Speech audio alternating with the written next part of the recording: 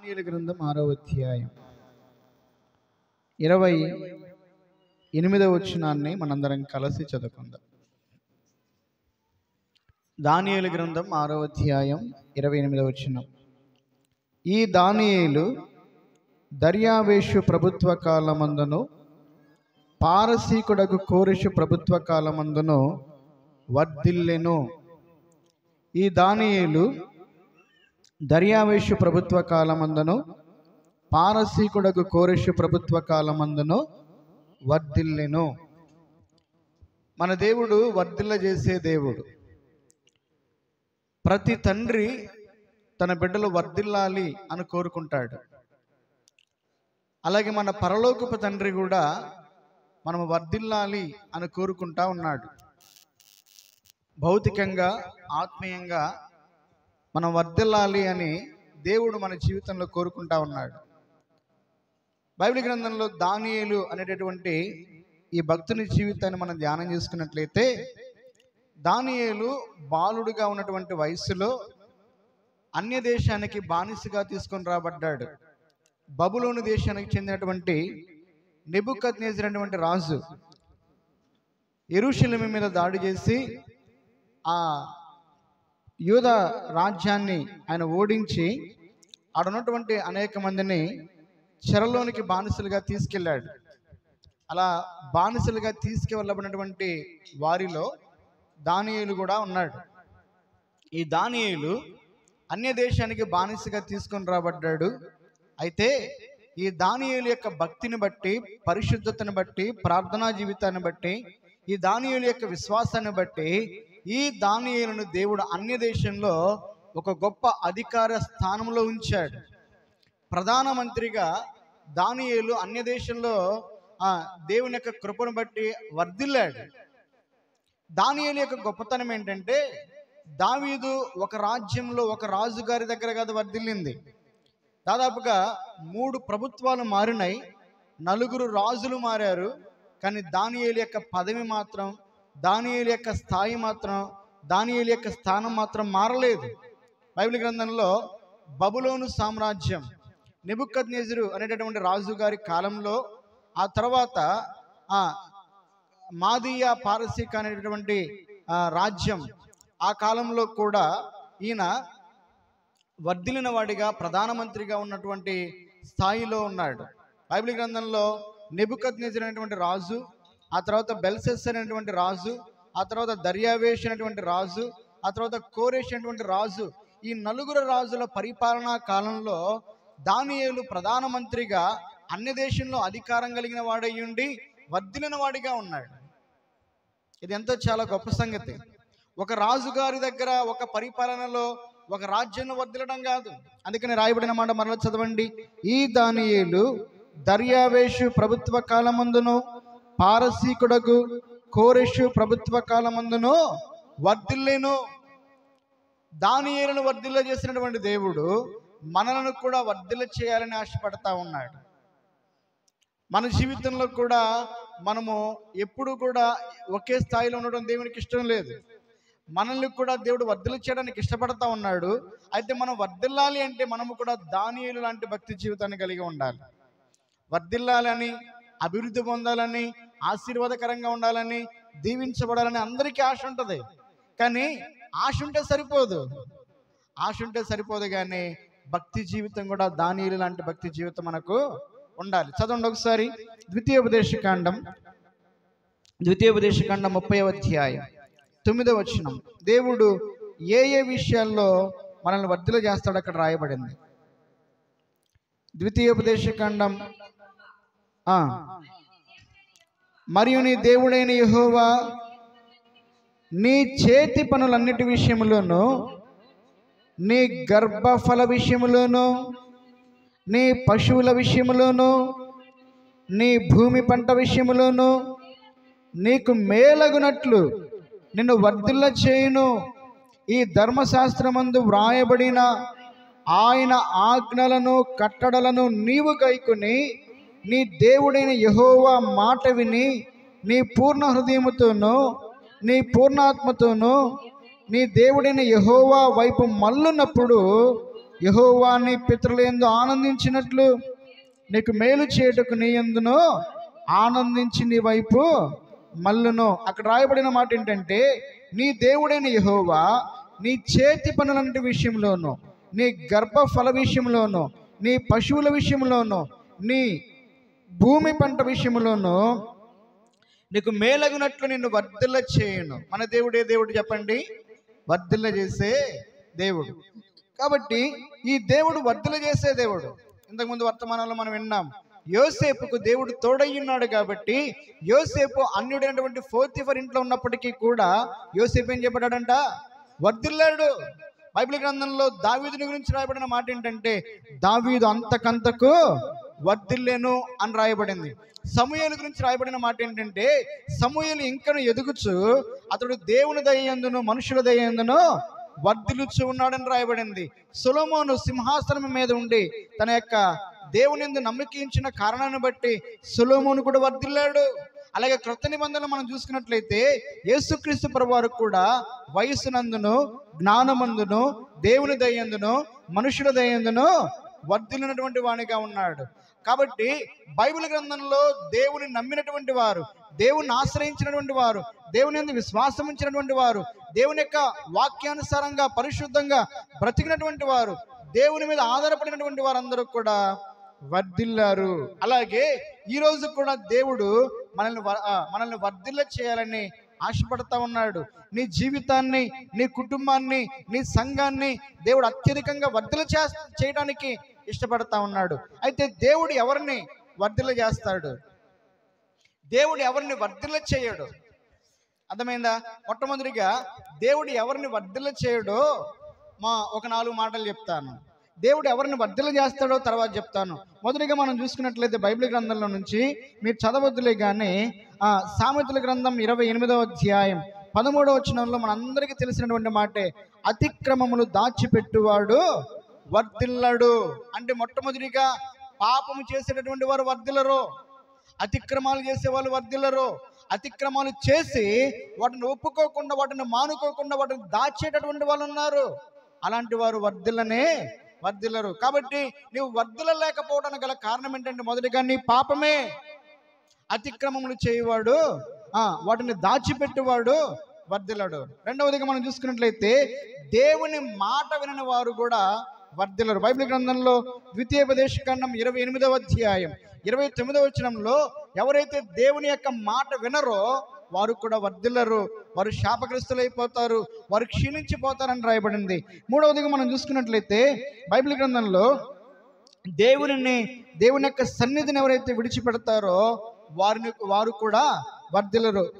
దినవృత్తాంతాల 2వ గ్రంథం 24వ అధ్యాయం 20వ వచనంలో రాయబడింది, మీరు దేవుని విసర్జించారు, మీరు దేవుని యొక్క సన్నిధిని విసర్జించారు కాబట్టి మీరు వర్ధిల్లరు అని జకరియా ప్రవక్త చెప్పాడు. ఆ తర్వాత ఇర్మియా గ్రంథం 10వ అధ్యాయం 21వ వచనంలో యెహోవాకు ప్రార్థన చేయని వారు కూడా వర్ధిల్లరు. అంటే నువ్వు దేవునికి ప్రార్థన చేయని అంతకాలము కూడా నీ జీవితంలో నువ్వు వర్ధిల్లవు. కాబట్టి అతిక్రమములు చేసేవాడు, వాటిని దాచేవాడు వర్ధిల్లడు, దేవుని మాట వినకుండా ఉండేవాడు వర్ధిల్లడు, దేవుని యొక్క సన్నిధిని విడిచిపెట్టేవాడు వర్ధిల్లడు. నాలుగోదిగా ప్రార్థన చేయకుండా ఉండేవాడు, ప్రార్థనను మానేసేవాడు, ప్రార్థన నిర్లక్ష్యం చేసేవాడు కూడా వర్ధిల్లడు. అయితే ఎవరు వర్ధిల్లుతారు? వర్ధిల్లాలంటే మనం ఏం చేయాలి? వర్ధిల్లాలంటే మనం ఎలాగుండాలి? బైబిల్ గ్రంథంలో త్వరగా ఒక 7 మాటలు మనం ధ్యానం చేసుకుందాం. చూడండి, సామెతల గ్రంథం 28వ అధ్యాయం 25వ వచనం చదవండి. యెహోవా యందు నమ్మిక ఉంచువాడు వర్ధిల్లును. చెప్పండి మాట. ఎవరు వర్ధిల్లుతారంట? యెహోవా యందు నమ్మిక ఉంచువాడు వర్ధిల్లును. ఏ సమయంలో దేవుని యందు నమ్మిక ఉంచాలి? బాగున్నప్పుడేనా? క్షేమంగా ఉన్నప్పుడేనా? కష్టకాలంలో కూడానా? బైబిల్ గ్రంథంలో దానియేలు ఏ పరిస్థితిలో దేవుని నమ్మాడు? ఏ పరిస్థితిలో దేవుని యందు విశ్వాసం ఉంచాడు? చెప్పండి. ప్రార్థన చేస్తే సింహాల బోన్లో వేస్తానని చెప్పినా కూడా ప్రార్థన మానేశాడా? అలాగే శద్రకు మేషకు అబేద్నెగో అనేటటువంటి దానియేలు స్నేహితులు ఉన్నారు. అగ్నిగుండంలో పడేస్తాము, మీరు దేవునికి విగ్రహానికి నమస్కారం చేయమంటే వారు విగ్రహానికి నమస్కారం చేశారా? ఏ పరిస్థితుల్లో వారు దేవుని నమ్మారు, ఏ పరిస్థితుల్లో వారు దేవుని మీద ఆధారపడ్డారు అంటే వారు ప్రాణం పోగొట్టుకోవడానికైనా ఇష్టపడ్డారు తప్ప దేవుని విడిచిపెట్టడానికి వాళ్ళు ఇష్టపడలేదు. నా మాట అర్థమైందా? భక్తి అంటే ఏదో బాగున్నప్పుడు చేసేది కాదు. నమ్ముట నీ వలనైతే నమ్మువానికి సమస్తమును సాధ్యమే. ఈ రోజుల్లో మందిరానికి వచ్చేటటువంటి మనకి దేవుని నమ్మటం చేత కావటం లేదు. యెహోవా యందు నమ్మిక ఉంచువాడు వర్ధిల్లును. నువ్వు వర్ధిల్లలేకపోతున్నావు అంటే నువ్వు దేవుని నమ్మలేకపోతున్నావు, నమ్మినట్టుగానే ఉంటున్నావు. కానీ పరిస్థితులు వచ్చినప్పుడు ఆ పరిస్థితుల్లో నువ్వేం చేస్తున్నావు తెలుసా? దేవుని విడిచిపెడుతున్నావు. అది కష్టం కావచ్చు, అది సమస్య కావచ్చు, అది బాధ కావచ్చు, అది ఇబ్బంది కావచ్చు, అది ఏదైనా శ్రమ కావచ్చు, హింస కావచ్చు. అటువంటి పరిస్థితుల్లో దేవుని యందు నమ్మకం ఉంచట్లేదు. అర్థమైందా? కొంతమంది బైబిల్ గ్రంథంలో దేవుడు కొన్ని మాటలు రాస్తాడు. దేవుని కంటే ఎక్కువగా మనుషులు నమ్మే రకాలు ఉన్నారు, దేవుని కంటే ఎక్కువగా డబ్బులు నమ్మే రకాలు ఉన్నారు, దేవుని కంటే ఎక్కువగా జ్ఞానాన్ని నమ్ముకునే వాళ్ళు ఉన్నారు, దేవుని కంటే ఎక్కువగా అధికారులు నమ్ముకునే వాళ్ళు ఉన్నారు. అమ్మ జాగ్రత్తగా వినండి. ఎవరిని ఎక్కువగా నమ్ముతున్నావు నువ్వు? పైకి దేవుడే అంటాం, కానీ దేవుడి కంటే ఎక్కువగా ఎవరు నమ్ముతాం తెలుసా? డబ్బునే. డబ్బు లేకపోతే మనకు అసలు బీపీ పెరిగిద్ది, డబ్బు లేకపోతే కాలు చేయి ఆడదు. అర్థమైందా? కాబట్టి దేవుని కంటే ఎక్కువగా డబ్బును నమ్మే వాళ్ళు ఉన్నారు, జ్ఞానం నమ్ముకునే వాళ్ళు ఉన్నారు, తర్వాత అధికారాన్ని నమ్ముకునే వాళ్ళు ఉన్నారు, మనుషులు నమ్మే వాళ్ళు ఉన్నారు. కానీ బైబిల్ గ్రంథంలో రాయబడిన మాట ఏంటంటే యెహోవా యందు నమ్మిక ఉంచువాడు వర్ధిల్లును. బైబిల్ గ్రంథంలో అబ్రహాముని గురించి రాయబడిన మాట, అబ్రహాము యెహోవాను నమ్మెను, అది అతనికి నీతిగా. దేవుని నమ్మటం అంటే అర్థం ఏంటంటే నువ్వు పాపాన్ని విడిచిపెట్టాలి. అతిక్రమాలు దాచిపెట్టువాడు వర్ధిల్లడు, వాటిని ఒప్పుకొని విడిచిపెట్టువాడు కనికరం పొందుకుంటాడు. నమ్మి బాప్తిస్మము పొందినవాడు రక్షించబడతాడు. అబ్రహాము దేవుని నమ్మాడంటే అర్థం ఏంటంటే అబ్రహాము తన జీవితంలో సంపూర్ణంగా దేవుని మీద ఆధారపడ్డాడు. ఏ కష్టం వచ్చినా, ఏ పరిస్థితి వచ్చినా, ఎవరు తనతో ఉన్నా లేకపోయినా ఆయన ఒక మాట పలికాడు, యెహోవా ఈరే. నా జీవితంలో నాకేం కావాలో దేవుడే చూసుకుంటాడు, ఆయన సమస్తాన్ని సమకూరుస్తాడు. దేవుడు అన్నాడు, నీ కుమారుడు నాకు బలిగా అర్పించమన్నాడు. బలి అర్పించడానికి సిద్ధమయ్యాడు. ఎందుకు సిద్ధమయ్యాడంటే ఈ కుమారుని దేవునికి ఇచ్చినా కూడా దేవుడు మరలా నాకు కుమారుణ్ణి ఇస్తాడు. అది నమ్మకం అంటే, అది విశ్వాసం అంటే. అలాంటి నమ్మకం కలిగినటువంటి వారిని దేవుడు ఏం చేస్తాడు తెలుసా? వర్ధిల్ల చేస్తాడు. అర్థమైందా? చిన్న చిన్న వాటికి దేవుని విడిచిపెట్టే వారిని దేవుడు వర్ధిల్ల చేయడు. కాబట్టి మనం ఏం నేర్చుకోవాలి అంటే ముందుగా విశ్వాసంలో ఎదగటం, దేవుని మీద ఆధారపడటం, ఏ పరిస్థితిలో కూడా దేవుని విడిచిపెట్టకుండా దేవుని నమ్మటం నేర్చుకోవాలి. అందుకే యేసు ప్రభు అన్నాడు, నమ్ముట నీ వలనైతే నమ్మువానికి సమస్తమును సాధ్యమే అన్నాడు. అలాగే మార్తతో అన్నాడు, నీవు నమ్మిన యెడల నువ్వు నా దేవుని మహిమ చూస్తావన్నాడు. కాబట్టి కొన్ని పరిస్థితుల్లో మనం దేవుణ్ణి పూర్తిగా నమ్మలేకపోతున్నాం, దేవుని మీద ఆధారపడలేకపోతున్నాం. బైబిల్ గ్రంథంలో మార్కు సువార్త 9వ అధ్యాయంలో దయ్యం పట్టినటువంటి ఒక చిన్నపిల్లని యేసు ప్రభు దగ్గర తీసుకొచ్చారు.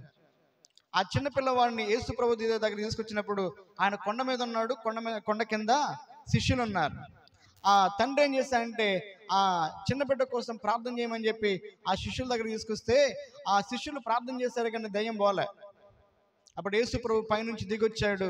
అప్పుడు ఆ తండ్రి ఏడుస్తా ఉన్నాడు.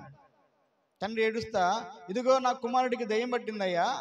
ఆ దయ్యం వాడిని పట్టినప్పుడు ఆ దయ్యం వాడిని నీళ్ళల్లో నిప్పుల్లో పడద్రోస్తా ఉంది, అది వాడిని నాశనం చేయాలని చూస్తూ ఉంది. ఇదిగో నా కుమారుడిని బాగు చేయమని చెప్పి నీ శిష్యుల దగ్గర తీసుకొచ్చాను, కానీ అది వారి వల్ల కాలేదు. ఏదైనా నీ వల్ల అయితే నా కుమారుడిని బాగు చేసి నాకు సహాయం చేయమంటే యేసు ప్రభు అన్నాడు, ఏమన్నాడు తెలుసా? నువ్వు నమ్ముట నీ వలనైతే అన్నాడు. అప్పుడు ఆయన ఇంకో ప్రార్థన చేశాడు, ప్రభువా నమ్ముచున్నాను. చెప్పండి, ప్రభువా నమ్ముచున్నాను, అపనమ్మకం ఉండకుండా నాకు సహాయము చేయమన్నాడు. అది దేవుడిని నుంచి కోరుకునేది ఏంటంటే ఆయన నమ్మాలి, ఆయన మీద ఆధారపడాలి. అర్థమైందా? ఆ విశ్వాసం నువ్వు కలిగి ఉండాలి. ఇప్పుడు అక్క సాక్ష్యం చెప్పింది, ఎంతమంది ఎన్ని విధాలుగా దూషించినా ద్వేషించినా అలాంటి సమయంలో విశ్వాసం వెల్లడయ్యేది. అర్థమైందా? అది పూర్తిగా దేవుని మీద ఆధారపడటమంటే. విశ్వాసం ద్వారా తప్పకుండా మనం దేవుని ద్వారా మేలు పొందుకుంటాం, కార్యాలను చూస్తాం. అర్థమైందా? కాబట్టి మొట్టమొదటిగా ఎవరు వర్ధిల్లుతారు అంటే యెహోవా యందు నమ్మిక ఉంచువాడు వర్ధిల్లును. ఇక రెండవదిగా చూడండి, బైబిల్ గ్రంథంలో ఆదికాండం 39వ అధ్యాయం 2వ వచనం. ఆదికాండం 39వ అధ్యాయం 2వ వచనం. యెహోవా యోసేపునకు తోడయుండెను గనుక అతడు వర్ధిల్లుచు తన యజమానుడగు ఆ ఐగుప్తుని ఇంట ఉండెను. ఎవరు వర్ధిల్లుతారంటే ఎవరైతే దేవునితో సహవాసం చేస్తారో వారు వర్ధిల్లుతారు. ఏం చేయాలంట ఏం చేయాలంట? ఒకటి, దేవుని నమ్మాలి, నమ్మి రక్షణ పొందాలి. రెండవదిగా దేవునితో సహవాసము చేయాలి. దేవుడు యోసేపునకు తోడై ఉన్నాడు. యోసేపు ఎక్కడ ఉన్నాడు? యోసేపు ఐగుప్తు దేశంలో ఉన్నాడు. ఎక్కడున్నాడంట? యోసేపు ఐగుప్తు దేశంలో ఉన్నాడు. యోసేపు అన్యుడింటిలో ఉన్నాడు. పోతీఫెర అనేటువంటి ఒక అన్యుడైనటువంటి వ్యక్తి ఇంటిలో ఉన్నాడు. అయినప్పటికీ కూడా దేవుడు యోసేపునకు తోడై ఉన్నాడంటే కారణం ఏంటో తెలుసా? యోసేపు దేవునితో సహవాసం చేసే వ్యక్తిగా ఉన్నాడు. తన చుట్టుపక్కల దేవుణ్ణి ఎరగనటువంటి మనుషులున్నా, వారి పద్ధతులు వేరైనా, వారి అలవాట్లు వేరైనా, వారి ఆచార వ్యవహారాలు వేరైనా కూడా యోసేపు మాత్రం తన దేవుడు ఎలాగైతే పరిశుద్ధుడిగా ఉన్నాడో ఆ విధంగా యోసేపు తన దేవునితో సహవాసం చేశాడు. తన తండ్రి దగ్గర నేర్చుకున్నటువంటి ఆ భక్తిని ఆయన కొనసాగించాడు. అర్థమైందా? ఆదికాండం 37వ అధ్యాయం మనం చూసుకున్నట్లయితే యోసేపు తన అన్నలు వారు పాపం చేస్తూ ఉంటే వారి పాపంలో తాను పాలుభాగస్తుడుగా ఉండలేదు. వారు చెడుతనం చేస్తూ ఉంటే వారి చెడుతనాన్ని గురించి తన తండ్రికి సమాచారం తీసుకొచ్చాడు. అంటే చెడులో పాపములో ఆయన పాలుభాగస్తుడు కాల. కారణం ఏంటంటే చెడుతనము పాపము దేవునికి ఇష్టమైంది కాదు. దేవుడు ఎవరికి తోడుగా ఉంటాడు? ఎవరికి పడితే వాళ్ళకి తోడుగా ఉంటాడా? ఎవరికి పడితే వాళ్ళకి దేవుడు తోడుగా ఉన్నాడు. ఈరోజు దేవుడు నీకు తోడుగా ఉండాలి అన్నా నీలో దేవుడు ఏం కోరుకున్నాడు తెలుసా? నీలో యథార్థత కోరుకుంటున్నాడు. దేవుడు నీలో పరిశుద్ధత కోరుకుంటున్నాడు. నీలో దేవుడు భక్తిని కోరుకుంటా ఉన్నాడు. అందుకనే ఎవరైతే దేవుని యందు భక్తి కలిగి పవిత్రతను పరిశుద్ధతను కాపాడుకుంటారో, ఎవరైతే దేవునితో సహవాసం చేస్తూ ఉంటారో వారు ఎక్కడున్నా కూడా దేవుడు వారికి తోడుగా ఉంటాడు. అర్థమైందా? యాకోబుని గురించి మనం విన్నాం కదా. యాకోబు ఎక్కడో అరణ్యంలో ఉన్నాడు, కానీ యాకోబుకి దేవుడు తోడుగా ఉన్నాడు. యోసేపు అన్యుడైనటువంటి ఒక వ్యక్తి ఇంట్లో ఉన్నాడు, దేవుడు యోసేపుకు తోడుగా ఉన్నాడు. మోషే అరణ్యంలో ఉన్నాడు, దేవుడు మోషేకు తోడుగా ఉన్నాడు. అలాగే బైబిల్ గ్రంథంలో దావీదు కొండల్లో, గుహల్లో, అరణ్యాల్లో సౌలు చేత తరమబడుతున్నప్పుడు పారిపోతూ ఉన్నాడు.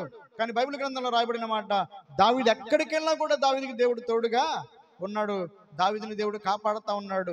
అంతేకాదు బైబిల్ గ్రంథంలో దానియేలు గురించి రాయబడిన మాట, అన్య దేశంలో ఉన్నాడు. ఆయన సింహాల బోనులో ఉన్నప్పుడు దేవుడు సింహాల బోనులోకి వెళ్ళాడు. శద్రకు, మేషకు, అబేద్నెగోలు అగ్నిగుండంలో వేయబడినప్పుడు దేవుడు అగ్నిగుండంలో కూడా వెళ్ళాడు. ఎందుకు వెళ్ళాడు? ఆయన బిడ్డలు ఎక్కడ ఉంటే అక్కడ ఆయన ప్రభు ఉంటాడు. ఎవరికి దేవుడు తోడుగా ఉంటాడంటే చెప్పండి, ఆయనతో సహవాసం చేసేవారికి. కాబట్టి ఎవరిని వర్ధలు చేస్తాడు? ఆయనతో సహవాసం చేసేవారిని దేవుడు వర్ధలు చేస్తాడు. ఆయన వారికి తోడయ్యుండి వారిని వర్ధలు చేస్తాడు. మీరు యోసేపుని గురించి చదువుతూ ఉంటే యోసేపు పోతీఫర్ ఇంట్లో ఉన్నప్పుడు వర్ధిల్లాడు, చెరసాల్లో ఉన్నప్పుడు దేవుడు ఆయనకు తోడుగా ఉండి ఆయన వర్ధలు చేస్తాడు. అలాగే సింహాసనం ఎక్కినప్పుడు కూడా యోసేపునకు దేవుడు తోడుగా ఉండి ఆయన్ని వర్ధలు చేస్తానే ఉన్నాడు. అంటే ఎక్కడున్నా కూడా దేవుడు యోసేపుతో ఉండడానికి ఇష్టపడ్డాడు. ఎందుకంటే యోసేపు దేవునితో సహవాసము చేస్తా ఉన్నాడు. అందుకనే యోసేపు పాపము చేసే అవకాశం వచ్చినప్పటికీ కూడా ఆయన పాపము చేయలేదు. దేవునితో సహవాసం చేసే వాళ్ళు ఎక్కడున్నా కూడా పరిశుద్ధంగానే ఉంటారు. మూడవదిగా మనం చూసుకున్నట్లయితే చూడండి, దినవృత్తాంతాల 2వ గ్రంథం 26వ అధ్యాయం 5వ వచనం చదవండి. దినవృత్తాంతాల 2వ గ్రంథం, దేవుని ప్రత్యక్షత విషయమందు తెలివి కలిగిన జకర్యా దినములలో అతడు దేవునిని ఆశ్రయించెను. ఆ మాట జాగ్రత్తగా ఉండండి. అతడు యెహోవాను ఆశ్రయించినంత కాలము దేవుడు అతనిని వర్ధిల్లజేసెను. దేవుడు అతనిని వర్ధిల్లజేసెను. ఆశ్రయించుట అనగా దేవునికి ప్రార్థన చేయటం. ఇంతకు ముందు చెప్పాను, ప్రార్థన చేయని వారిని దేవుడు వర్ధిల్ల చేయడు, ఆశీర్వదించడు. ఎవరైతే ప్రార్థన చేస్తారో దేవుడు వారిని వర్ధిల్ల చేస్తాడు, దేవుడు వారి కుటుంబాలను వర్ధిల్ల చేస్తాడు. ఇక్కడ ఉజ్జియా అనేటటువంటి రాజుగారు గురించి దేవుడు సెలవిస్తా ఉన్నాడు. అతడు తన దేవుడైన యెహోవాను ఆశ్రయించినంత కాలము కూడా దేవుడు అతను ఏం చేశాడంట? వర్ధిల్ల చేశాడు. ఈరోజు ఒక ప్రశ్న ఏంటంటే, నువ్వు ఎవరిని ఆశ్రయిస్తా ఉన్నావు? నీ కష్ట సమయంలో, నీ బాధల్లో, నీ ఇరుకుల్లో, నీ ఇబ్బందుల్లో, నీ శ్రమల్లో నువ్వు ఎవరిని ఆశ్రయిస్తా ఉన్నావు? మనుషుల్ని ఆశ్రయిస్తా ఉన్నావా? లేక జీవం లేనటువంటి వాటిని ఆశ్రయిస్తా ఉన్నావా? అధికారులను ఆశ్రయిస్తా ఉన్నావా? ఎవరిని ఆశ్రయిస్తా ఉన్నావు? ఎవరికి మొరపెడతా ఉన్నావు? ఎవరికి నీ బాధలు చెప్పుకుంటున్నావు? ఎవరి దగ్గర కన్నీళ్లు గారుస్తా ఉన్నావు? బైబిల్ గ్రంథంలో రక్తస్రావ రోగంతో బాధపడే ఒక స్త్రీ ఉన్నది. ఆమె దాదాపుగా 12 సంవత్సరాల నుంచి అనేక మంది వైద్యుల దగ్గరికి వెళ్ళింది. వారితో తన బాధ అంతా చెప్పుకొని ఉంటుంది, ఉండదా? తన బాధ అంతా చెప్పుకుంది వాళ్ళతో. కానీ వాళ్ళు వైద్యం చేశారు, కానీ ఆ వైద్యాన్ని బట్టి ఆమె యొక్క వ్యాధి బాగు చేయబడలేదు. అంతేకాకుండా తన సంపద అంతా, తనకున్నదంతా ఖర్చు చేసింది, వాటన్నింటినీ నష్టపరుచుకుంది, తన వ్యాధి బాగు చేయబడలేదు. బైబిల్ గ్రంథంలో రాయబడిన మాట, వైద్యుల చేత తిప్పలబడిందంట. ఆమె ఏమడిందంట? తిప్పలు పెట్టే వైద్యులు ఎక్కువ ఉన్నారు. కానీ యేసు ప్రభువుని గురించి విన్నది, యేసు ప్రభు దగ్గరికి వెళ్ళింది, యేసు ప్రభు వస్త్రాన్ని ముట్టుకుంటే చాలనుకుంది. కానీ యేసు ప్రభు అన్నాడు, నన్ను ముట్టుకుంది ఎవరనగానే ఆయన ఎదురుగా వచ్చింది. అక్కడ రాయబడిన మాట ఏంటంటే, ఆమె తన సంగతి అంతా ఎవరితో చెప్పుకుందంట? అక్కడ యేసు ప్రభువుతో చెప్పుకుంది. 12 సంవత్సరాల దాకా ఎక్కడెక్కడో తిరిగింది, ఎవరెవరికో తన బాధ చెప్పుకుంది. బాధ తగ్గల, సమస్య తీరల, వ్యాధి బాగు చేయబడలేదు, సమస్య ఎక్కువైపోయింది.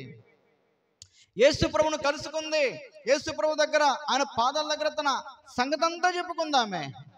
అప్పుడు తన యొక్క వ్యాధి సంపూర్తిగా బాగు చేయబడింది. 12 సంవత్సరాల దీర్ఘకాలిక జబ్బు, ఏ వైద్యుడు బాగు చేయనటువంటి జబ్బు, ఎంతో ఖర్చు పెట్టినా కూడా కుదరజాలన్నటువంటి జబ్బు, ఉచితముగా యేసుక్రీస్తు ప్రభువును ఆశ్రయించి, ప్రభువా ఇంతగా బాధపడ్డానయ్యా, ఇంతమంది వైద్యుల్ని కలిశానయ్యా, ఇంత ఖర్చు పెట్టానయ్యా, కనీసం నా బాధ కూడా నివారణ కాలేదయ్యా అని యేసు ప్రభు దగ్గర కన్నీరు గార్చినప్పుడు ఆమె బాధ నివారణ అవటం మాత్రమే కాదు, ఆమె వ్యాధిని కూడా యేసు ప్రభు సంపూర్తిగా స్వస్థపరిచాడు.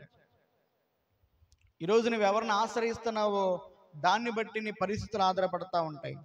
మనుషులను ఆశ్రయించినంత కాలం నీ జీవితంలో ఆశీర్వాదాలు ఉండవు, ఇంకా నీ బాధలు ఎక్కువైపోతాయి, ఇంకా నీ సమస్యలు ఎక్కువైపోతాయి. బైబిల్ గ్రంథంలో ఒక రాజు ఉన్నాడు. ఈ రాజుగారంట మనుషుల్ని ఆశ్రయించాడు కష్టకాలంలో, అప్పుడు ఇంకా బాధలు ఎక్కువైపోయినాయని రాయబడింది. చదువుదాం ఆయన గురించి, చదవండి. బైబిల్ గ్రంథంలో రాజుల 2వ గ్రంథం,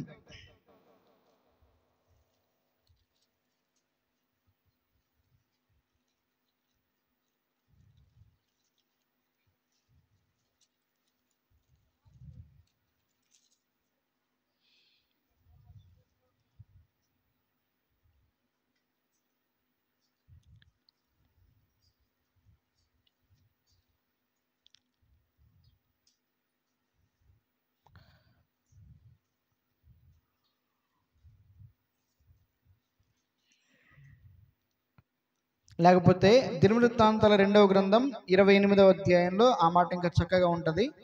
28వ అధ్యాయం 20వ వచనం. అష్షూరు రాజైన అతని యొద్దకు వచ్చి అతనిని బాధపరచనే గాని అతనిని బలపరచలేదు. ఆహాజు భాగములు ఏర్పరిచి యెహోవా మందిరముల నుండి ఒక భాగమును, రాజనగరుల నుండి ఒక భాగమును తీసి అష్షూరు రాజుకి ఇచ్చెను. అతడు అతనికి సహాయము చేయలేదు. ఆ తర్వాత మాట చదవమ్మా. ఆపత్కాలమందు అతడు యెహోవా దృష్టికి మరి అధికముగా అతిక్రమములు జరిగించెను. అట్లు చేసిన వాడు ఈ ఆహాజు రాజే. ఈ ఆహాజు అనేటువంటి రాజు హిజ్కియా యొక్క తండ్రి. కష్టకాలంలో శత్రువులు తన మీదకి యుద్ధానికి వచ్చినప్పుడు ఆయన మనుషులను ఆశ్రయించాడు, అష్షూరు రాజును ఆశ్రయించాడు. అతడంట ఆయన బాధపరిచాడే తప్ప అతను బలపరచలేదంట, అతనికి సహాయము చేయలేదంట. ఆ తర్వాత కింద కూడా మీరు చదువుకోండి. సిరియా దేశానికి చెందినటువంటి దేవతలను ఆశ్రయించాడని రాయబడింది. కానీ ఈ ఆహాజు కుమారుడైనటువంటి హిజ్కియా రాజు ఎవరిని ఆశ్రయించాడు? చదవండి 29వ అధ్యాయం. 29వ అధ్యాయం, లేకపోతే ఇక్కడ కంటే ఇప్పుడు రండి 2వ రాజుల గ్రంథం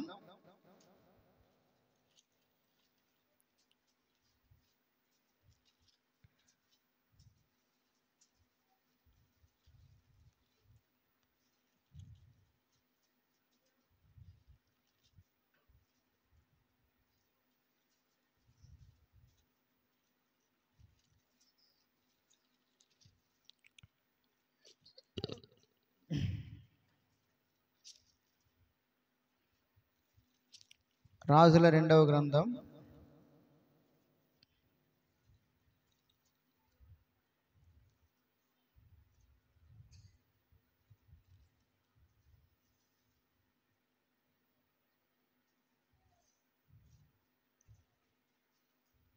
18వ అధ్యాయం 6వ వచనం చదవండి.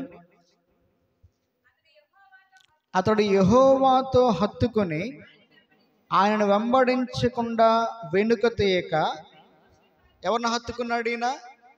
తండ్రేమో మనుషులను ఆశ్రయించాడు, హిజ్కియా ఏమో దేవుణ్ణి ఆశ్రయించాడు. ఏం జరిగింది? చదవండి దినవృత్తాంతాల 2వ గ్రంథం 31వ అధ్యాయం 21వ వచనం. తన దేవునిని ఆశ్రయించుటకై దేవుని మందిరపు సేవ విషయమందేమి, ధర్మశాస్త్ర విషయమందేమి, ధర్మమంతటి విషయమందేమి, తను ఆరంభించిన ప్రతి పని అతడు హృదయపూర్వకముగా జరిగించి వర్ధిల్లేను. చదవండి, ఇంకో మాట చదవండి 32వ అధ్యాయం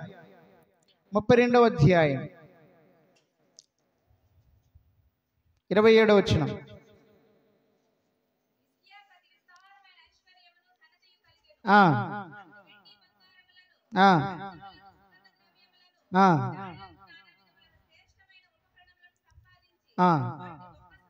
ముప్పై వచనం కూడా చదవమ్మా. ఈ హిజ్కియా చివరి రాయబడిన మాట, హిజ్కియా తాను పూనుకునిన సర్వ ప్రయత్నములు ఎందును వృద్ధి పొందెను, అతని దేశము ఆశ్చర్యకరముగా వృద్ధి పొందుటను గూర్చి. ఇక హిజ్కియా తండ్రి పేరేమో ఆహాజు కాలంలో క్షీణించిపోయింది, దేశము క్షీణించిపోయింది, రాజ్యము క్షీణించిపోయింది, తాను కూడా క్షీణించిపోయాడు. ఎందుకంటే మీరు తర్వాత చదువుకోండి, మనుషులను ఆశ్రయించాడు, రెండవదిగా జీవము లేనటువంటి వాటిని ఆశ్రయించాడు. కానీ హిజ్కియా కాలంలో, తండ్రి కాలంలో పోగొట్టుకున్న వాటి అన్నిటిని కూడా ఆయన సంపాదించాడు. సర్వ ప్రయత్నములు అతడు వర్ధిల్లాడు అని రాయబడింది. ఎందుకంటే అతడు తన దేవుని ఆశ్రయించడం మాత్రమే కాదు, అతడు దేవుణ్ణి హత్తుకున్నాడని రాయబడింది. రాజు ఏం చేశాడంట? తన దేవుణ్ణి, రాజులే దేవుని ఆశ్రయిస్తూ ఉంటే, రాజులే దేవుని ఆశ్రయించి మేలు పొందుకుంటా ఉంటే మనకేం ఉండదు. అర్థమైందా? కానీ మనం దేవుణ్ణి ఆశ్రయించడానికి మాత్రం ఇష్టపడం. మిగతా రోజుల్లో, మిగతా సమయాల్లో బాగున్నప్పుడు దేవుని ఆశ్రయించడం పెద్ద కష్టమేం కాదు. నిజంగా నీ కష్టకాలం వచ్చినప్పుడు, నీ జీవితంలో నిందలు, శ్రమలు, బాధలు ఎదురైనప్పుడు ఆ పరిస్థితుల్లో నువ్వు దేవుణ్ణి ఆశ్రయించాలి. మనుషులు నిన్ను నిందించినప్పుడు, ఆ ఎగతాళి చేస్తున్నప్పుడు నువ్వు దేవుణ్ణి పట్టుకోవాలి. తర్వాత రాయబడిన మాట చదవండి, కీర్తనల గ్రంథం 122వ అధ్యాయం 6వ వచనం. కీర్తనల గ్రంథం 122వ అధ్యాయం 6వ వచనం. యెరూషలేము యొక్క క్షేమము కొరకు ప్రార్థన చేయుడి. యెరూషలేమా, నిన్ను ప్రేమించువారు వర్ధిల్లుదురు. చెప్పండి, యెరూషలేమా, నిన్ను ప్రేమించువారు. యెరూషలేము అంటే దేవుని మందిరం. దేవుని మందిరాన్ని ప్రేమించేవారు, దేవుని యొక్క మందిరంలో పరిచర్యని ప్రేమించేవారు, దేవుని మందిరంలో దేవుని స్తుతించి ఆరాధన చేయడాన్ని ప్రేమించేవారు వర్ధిల్లుతారు. ఈ రోజుల్లో ఎక్కువగా నిర్లక్ష్యం చేయబడుతుంది దేవుని మందిరమే. ఈ రోజుల్లో ఎక్కువగా మానుకునేది దేవుని మందిరాన్ని. చిన్న చిన్న కారణాలను బట్టి దేవుని మందిరాన్ని మానుకుంటా విడిచిపెడతా ఉంటే అసలు మనం ఆశీర్వదించబడతామా? అసలు మనం వర్ధిల్లుతామా? అమ్మా, వర్ధిల్లాలి అంటే మనం ఏం చేయాలంట? దేవుని యొక్క మందిరాన్ని మానకూడదు. ఈ మధ్య నేను ఒక సాక్ష్యం విన్నాను. ఒంగోలులో దైవ సేవకులు జానీ అనుకుంటా అన్న పేరు. వాళ్ళ అమ్మగారు మరణకరమైనటువంటి స్థితిలో ఉన్నప్పుడు వీళ్ళు చిన్న వాళ్ళు అనమాట. డాక్టర్లు ఆమె బ్రతకదని చెప్పారు. 7 సంవత్సరాల మంచంలో ఉంది. కానీ ఒక వ్యక్తి సువార్త చెప్పి ఆ వ్యక్తి ఆయన తల్లిగారి కోసం ప్రార్థన చేస్తే 7 సంవత్సరాలు భయంకరమైనటువంటి వ్యాధి చేత మంచం మీద ఉన్నటువంటి ఆమె, ఆ మంచంలో చావు కోసం ఎదురుస్తున్నటువంటి ఆమె దేవుని మహాకృపను బట్టి స్వస్థపరచబడింది, బ్రతికించబడింది. ఆ తర్వాత దేవుని యొక్క మందిరానికి వెళ్ళడం ప్రారంభించింది. తనతో పాటు ఆ దైవ సేవకుడిని, అలాగే ఇప్పుడు ఆయన దైవ సేవకుడు, అప్పుడు ఆయనకి 8 సంవత్సరాలు, వాళ్ళ తమ్ముడిని మందిరానికి తీసుకెళ్తా ఉండేది. మందిరానికి తీసుకెళ్తా ఉంటే ఆమె ముస్లిం సహోదరి కాబట్టి అక్కడ కొన్ని వ్యతిరేకతలు వచ్చినాయి. ఆమె ఏం చెప్పిందంటే, నాకు కులం కంటే, నాకు మతం కంటే నాకు యేసు ప్రభువే ముఖ్యం, నేను మాత్రం మందిరాన్ని వదిలిపెట్టనని చెప్పి మందిరానికి వెళ్ళటానికి మానుకోలే. ఆ తర్వాత ఆమె భర్తని పంచాయతీలోకి పిలిపిస్తే ఆయన అన్నాడు, అయ్యా ఆమెకి దేవుడు ఆ భయంకరమైన రోగం నుంచి బాగు చేశాడు, ఆ విషయంలో మీరు కొంచెం పట్టుబిడి పంటారు కదా, అట్లా ఉండండి అంటే వాళ్ళు ఒప్పుకోలేదు. మీరు ఆమెను మందిరానికి మానిపించి ఇంట్లో చేసుకోమని చెప్పు, లేకపోతే మాత్రం మిమ్మల్ని కులం నుంచి వెళ్ళేస్తామంటే ఆమె అన్నది, మాకు కులం ముఖ్యం కాదు, మాకు మొత్తం ముఖ్యం కాదు, మీరు మమ్మల్ని వెలేసినా పర్లేదు, నేను మాత్రం చర్చికి మానుకున్నాను. ఇక ప్రతి ఆదివారం కూడా చర్చికి వెళ్ళడం ప్రారంభించింది. ఆ తర్వాత కులం నుంచి వెలేశారు. ఆ తర్వాత ఆమెకి ఒక కుమార్తె ఉంది. ఆ కుమార్తె వయసుకు వచ్చినప్పుడు వివాహం చేయాలి. వివాహం చేసేటటువంటి సమయంలో ఆ పెద్దలందరూ కూడా సమయం వచ్చిందని చెప్పి వాళ్ళు అన్నారు, ఈ అమ్మాయి వివాహానికి మేము ఒప్పుకోము, రెండోదిగా వివాహం జరగడానికి కూడా మేము ఒప్పుకోము, వివాహం ఎలా జరిగిద్దో మేము చూస్తా ఉన్నాం. ఆయన ఏం చేశాడంటే బతిమలాడుతూ ఉన్నాడు పెద్దల్ని, అయ్యా దయచేసి కుమార్తె విషయంలో మీరు కొంచెం జాలు చెప్పండి అంటే, ఇంతకుముందు మేము చెప్పాము, కులానే కాదనుకున్నారు, ఇప్పుడు మీ అమ్మాయికి ఎవరినిస్తాడు పిల్లోని, కాబట్టి మీ అమ్మాయి వివాహం జరగాలంటే తప్పకుండా మీరు మరలా నేను తప్పు చేసామని ఒప్పుకొని రావాల్సిందే అని చెప్తే, సరే భార్యను తీసుకొచ్చి అన్నాడు, ఈ అమ్మాయి కోసం ఉన్నా నువ్వు ఇంట్లో చేసుకోవచ్చు ప్రార్థన, మందిరానికి వెళ్ళకుండా అంటే ఆమె ఏం చేసిందంటే, సరే వాళ్ళ దగ్గరికి వెళ్ళి, సరే నేను చర్చికి వెళ్ళనండి, మా అమ్మాయి వివాహం జరిగించండి అంది. వివాహం అయిపోయింది. వివాహం అయిపోతే ఆయన చెప్పాడు వాళ్ళ తల్లిగారి గురించి, మా అక్క విషయంలోనే మా అమ్మ అట్ట చేసింది, కానీ వాళ్ళ అక్క పెళ్ళి ఆదివారం పెట్టుకున్నారంట. ఆదివారం పెట్టుకుంటే ఆ పెళ్ళి 2 గంటలకు జరిగేది. అందుకని చెప్పి ఈమె ఆ ఇద్దరు పిల్లల్ని తీసుకొని పెళ్లి రోజు కూడా ప్రార్థనకి వెళ్ళింది. ఎందుకంటే ఆ ఒక్కరోజు ప్రార్థనకి వెళ్ళి తర్వాత మానుకుంటాను అని చెప్పి ఆ రోజు కూడా వెళ్ళింది.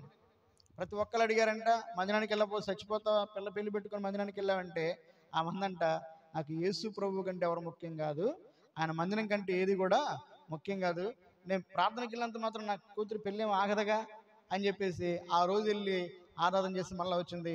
కుమార్తె వివాహం జరిగింది. వివాహం జరిగిన తర్వాత కొంతకాలం ఇంట్లోనే ప్రార్థన చేసుకోవడం మొదలుపెట్టిన తర్వాత ఆ ఊర్లో మీటింగ్స్ ఏర్పాటు చేశారు. మీటింగ్స్ ఏర్పాటు చేసినప్పుడు ఒక దైవజనుడు, ఒకప్పుడు ఆయన బ్రాహ్మణుడు, ఆ తర్వాత యేసు ప్రభువు నమ్ముకున్నాడు, ఆయన సాక్ష్యం చెప్పడానికి ఆ ప్రాంతానికి వచ్చాడు.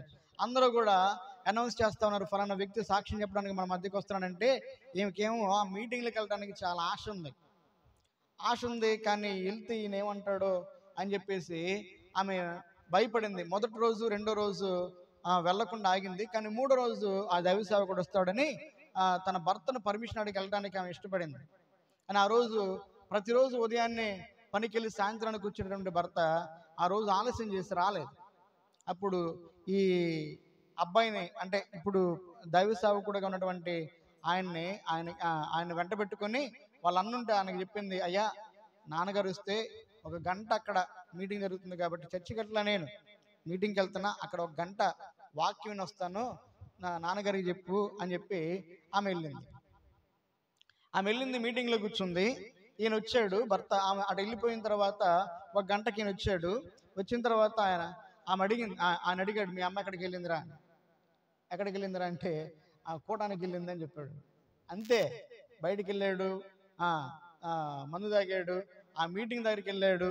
మీటింగ్లో ఉన్నప్పుడు ఆయన వాక్యం చెప్తూ ఉండగానే ఆమె జుట్టు పట్టుకొని భయంకరంగా కొట్టి దాదాపుగా 4 కిలోమీటర్లలో తన్నుకుంటా తన్నుకుంటా తన్నుకుంటా ఇంటికి తీసుకొచ్చాడు ఆమెను. ఆ గాయాలతో మా ఆ నేల మీద పడుకొని ఉంటే ఇక ఆ విషయం వాళ్ళ పెదనాన్నకి తెలిసింది. అంటే ఆమె బావగారికి తెలిసిందనమాట. ఆయన వచ్చి డాక్టర్ దగ్గర తీసుకెళ్ళి ఆమెకు వైద్యం చేయించి మళ్ళీ తీసుకొచ్చారే, ఆయుపట్టం దగ్గర చచ్చిపోయేది, అట్ట కొట్టాలరా, భయంకరంగా దెబ్బలు తగిలి ఉన్నాయి, రక్తం గారిపోతా ఉంది అంటే నేను చెప్పాను, పెద్దల దగ్గరికి వెళ్ళి ఒప్పించాను, మళ్ళీ చర్చికి వెళ్ళింది, మళ్ళీ నన్ను పంచాయతీలో పెడతారు, నేను తలెత్తుకోవాలా, మరి ఏం చేయాలి అంటే ఆమె నన్ను ఈయన వాళ్ళ బావగారు అడిగారు, అమ్మా మరి చర్చికి వెళ్ళకపోతే ఏమైందమ్మా, చెప్పొచ్చు కదా, భర్తని మా మాట వినాలి కదంటే, నేను కోటానికి వెళ్ళానండి, అది కూడా చెప్పే వెళ్ళాను అని అంటే, అసలు కోటాలకు కాదు, చర్చికి కాదు, ఎక్కడికి వెళ్ళడానికి లేదు, ఒకవేళ ఆ యేసు ప్రభువే కావాలి, ఆ చర్చికి వెళ్ళాలి అని అనుకుంటే నేను కావాలో దేవుడు కావాలో అడుగు అని అన్నాడంట. ఆమెనంట, నాకు దేవుడు మొదటి స్థానం, నా భర్తకి 2వ స్థానం అన్నాడు. ఆ ఒక్క మాటే, నాకు దేవుడే మొదటి స్థానం, తర్వాత నా భర్తకి 2వ స్థానం అనగానే ఆయన ఆ పిల్లల్ని వాళ్ళందరిని అక్కడే విడిచిపెట్టి వెళ్ళిపోయాడు. ఇంకా మళ్ళీ తిరిగి రాలా, వెళ్ళిపోయి వేరే ఊరు వెళ్ళి అక్కడ వేరే వ్యక్తిని వివాహం చేసుకొని దాదాపుగా ఆమె చనిపోయేంత వరకు కూడా ఆమెను తిరిగి చూడటానికి కూడా రాల. ఇప్పుడు ఆ తల్లి తన భర్త తనని విడిచిపెట్టినా కూడా ఆ ఇద్దరు పిల్లల్ని ఇప్పుడు దైవ సేవకులుగా చేసింది. ఆయన ఇప్పుడు ఒంగోలులో, నేను పిలుద్దాం అనుకున్నాను కానీ నాకు డేట్లు కుదరలా, ఆయన్ని ఒంగోలు ఇప్పుడు దేవుని యొక్క సేవ చేస్తూ ఉన్నాడు. ముస్లిమ్స్లో నుండి ఆయన దేవుని నమ్ముకొని ఆయన సాక్ష్యం చెప్పేటప్పుడు తన తల్లి గురించే దాదాపుగా అరగంట చెప్పాడు. నేను ఒక మాట చెప్తున్నాను, మనం వర్ధిల్లాలి అంటే ఏం చేయాలంట, దేవుని మందిరానికి రమ్మని బైబిల్ గ్రంథంలో లేదు, దేవుని మందిరాన్ని ప్రేమించమని దేవుడు చెప్తా ఉన్నాడు. దేవుని మందిరానికి రావటం వేరు, దేవుని మందిరాన్ని ప్రేమించడం వేరు. మందిరానికి వచ్చేవాళ్ళు చాలామంది ఉంటారు, కానీ మందిరాన్ని ప్రేమించే వాళ్ళు కొద్దిమందే ఉంటారు. ఆయన తన తండ్రి వారిని వదిలిపెట్టి వెళ్ళిపోయిన తర్వాత భయంకరమైనటువంటి కష్ట పరిస్థితులు వచ్చినాయి, తినడానికి తిండి లేనటువంటి పరిస్థితులు వచ్చినాయి. ఒకసారి చిత్తూరు మామిడికాయలు అమ్మేటటువంటి వాడు వస్తే, ఒక పావల ఇవ్వమ్మా, ఆ కాయలు నేను కొనుక్కుంటా అంటే పావల కూడా లేకపోతే యేసు ప్రభువుకు ప్రార్థన చేద్దామయ్యా, యేసు ప్రభు ఇస్తాడు, ఈసారి కొనుక్కుందుకోలే అని చెప్పి ప్రార్థన చేస్తుంది. లోపల గదిలోకి వెళ్ళి ఆయన బయటికి వెళ్తా ఉంటే పారబోసిన మామిడికాయలు ఉంటాయి కదా, చెత్త కుప్పలో పేడల్లో ఉన్నటువంటి మామిడికాయలు, వాళ్ళ అమ్మకి తెలియకుండా అవి తీసుకొని వచ్చి ఆయన బాత్రూంలోకి వెళ్ళి వాటిని కడుక్కొని వాటిని చెక్కుకొని తిన్న రోజులు ఉన్నాయి, ఆకలికి తట్టుకోలేక. ఈరోజు అలాంటి స్థాయిలో ఉన్నటువంటి ఆయన ఇప్పుడు ఒంగోలులో పెద్ద మందిరంలో దేవుని యొక్క సేవకుడిగా సేవ చేస్తా ఆయన చెప్తా ఉన్నాడు, మా ఇంటికి ఇప్పుడు 100 మంది వచ్చిన భోజనం పెట్టేటటువంటి కృపణ దేవుడు నాకు ఇచ్చాడని చెప్తున్నాడు. మనము మన పిల్లలు వర్ధిల్లాలి అంటే ఏదో మందిరానికి వచ్చిపోతే దేవుడు వర్ధిల్ల చేయడు, మందిరాన్ని ప్రేమించాలి. ఏం చేయాలంట, యెరూషలేమా నిన్ను ప్రేమించువారు వర్ధిల్లుతారు. నువ్వు దేవుణ్ణి ప్రేమించు, దేవుని మందిరాన్ని ప్రేమించు. ఇప్పుడు కాదు, భవిష్యత్తులో దేవుడు నిన్ను ఎలా వర్ధిల్ల చేస్తాడో నువ్వు కల్లారా చూస్తావు. ఎంతమంది సాక్ష్యాలు అంటున్నావు కానీ మనలో మార్పు మాత్రం రావటంలా. 4వదిగా చూడండి, కీర్తన గ్రంథం ఎన్ని మాటలు చెప్పా ఇప్పుడు. మొదటిగా యెహోవా యందు నమ్మిక ఉంచేవారు వర్ధిల్లుతారు, 2వదిగా దేవునితో సహవాసం చేసేవారు వర్ధిల్లుతారు, 3వదిగా దేవుని ఆశ్రయించేవారు వర్ధిల్లుతారు, 4వదిగా దేవుని మందిరాన్ని ప్రేమించేవారు వర్ధిల్లుతారు, 5వదిగా చూడండి యోబు గ్రంథం 8వ అధ్యాయం, యోబు గ్రంథం 8వ అధ్యాయం 6వ వచనం చదవండి. నీవు పవిత్రుడవై యథార్థవంతుడవైన ఎడల నిశ్చయముగా ఆయన నీ యందు శ్రద్ధ నిలిపి నీ నీతికి తగినట్లుగా నీ నివాస స్థలమును వర్ధిల్ల చేయను. అక్కడ 3 మాటలు ఉన్నాయి, ఏంటి చెప్పండి ఆ మాటలు. నీవు పవిత్రుడవై, ఒకటి పవిత్రత, 2వదిగా యథార్థవంతుడవై, 2వదిగా యథార్థత, 3వదిగా నీ నీతికి తగినట్లుగా దేవుడు నిన్ను నీ నివాస స్థలమును వర్ధిల్ల చేస్తాడు. పరిశుద్ధత, 2వదిగా యథార్థత, 3వదిగా నీతి. ఈ 3 నీకు ఉండాలి. అందుకని సామెతల గ్రంథం 2వ అధ్యాయం 7వ వచనంలో యథార్థత కలిగిన వారిని దేవుడు వర్ధిల్ల చేస్తాడని, సామెతల గ్రంథం 14వ అధ్యాయం 11వ వచనంలో యథార్థవంతుల గుడారమును ఆయన వర్ధిల్ల చేస్తాడని రాయబడింది. యథార్థత ఉందా మనలో? అమ్మా, యథార్థత ఉందా? డబ్బుల విషయంలో యథార్థత ఉందా? అప్పులు తీసుకుంటున్నాం, తిరిగి చెల్లిస్తున్నామా? 10 రూపాయల దగ్గర కూడా యథార్థత ఉండదు. కాయలు కొంటాం, కాయలు కొనేటప్పుడు యథార్థత ఉంటుందా? వాడు అటు చూడగానే ఇంకో కాయ వేసుకుంటాం. చిన్న చిన్న విషయాల్లోనే యథార్థత ఉండదు మన దగ్గర. చిన్న చిన్న విషయాలను అబద్ధాలు ఆడతాం, పెద్ద పెద్ద విషయాల తర్వాత సంగతి. దేవుడు అన్నాడు, కొంచెంలో నమ్మకంగా ఉండేవాడు ఎక్కువలో కూడా నమ్మకంగా ఉంటాడు. దేవుడు మనలో కోరుకునేది యథార్థత. లోక సంబంధమైనటువంటి విషయాల్లో అన్నిల దగ్గర చిన్న చిన్న వాటి విషయంలో, చిన్న చిన్న డబ్బుల దగ్గర నువ్వు యథార్థంగా లేకపోతే దైవిక సంబంధమైనటువంటి విషయాలు యథార్థంగా ఉంటామా? దేవుని యొక్క మందిరానికి వచ్చే విషయంలో, దేవుని ఆరాధించే విషయంలో, దేవుని పనిచేసే విషయంలో, దేవునికి ఇచ్చే విషయంలో మనం యథార్థంగా ఉన్నామా? యథార్థత లేకుండా దేవుడు వర్ధిల్ల చేయడు. పరిశుద్ధత, యథార్థత, నీతి. అర్థమైందా? చదవండి, 6వదిగా చదవండి. ఎవరిని వర్ధిల్ల చేస్తాడో? ద్వితీయోపదేశకాండం 30వ అధ్యాయం 9వ వచనం. ఇప్పుడు మనం చదువుకున్న మాటే. ద్వితీయోపదేశకాండం 30వ అధ్యాయం 9వ వచనం.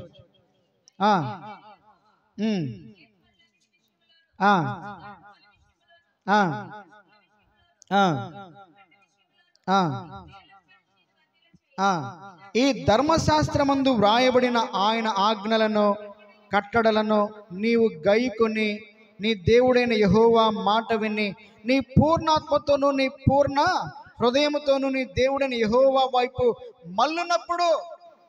6వదిగా దేవుని యొక్క వాక్యాన్ని అనుసరించి బ్రతికే వారిని వర్ధిల్ల చేస్తాడు. వాక్యం వినేవారిని కాదు. వాక్యం వినే వాళ్ళు చాలా మంది ఉంటారు. వాక్యం వింటంగా దేవుడు కోరుకుంటుంది. వాక్యం విన్నటువంటి నీవు ఆ వాక్యానికి అనుగుణంగా నువ్వేం చేయాలంట?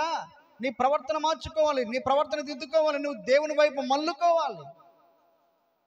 ఈ మాటలు కేవలం ఇశ్రాయేలు ప్రజలకు మాత్రమే కాదు, వారు నడిపించే నాయకుడు ఒక ఆయన ఉన్నాడు, ఆయన పేరు యెహోషువ. ఆయన కూడా చెప్పాడు. చదవండి, యెహోషువ గ్రంథం 1వ అధ్యాయం 8వ వచనం. యెహోషువ గ్రంథం 1వ అధ్యాయం 8వ వచనం.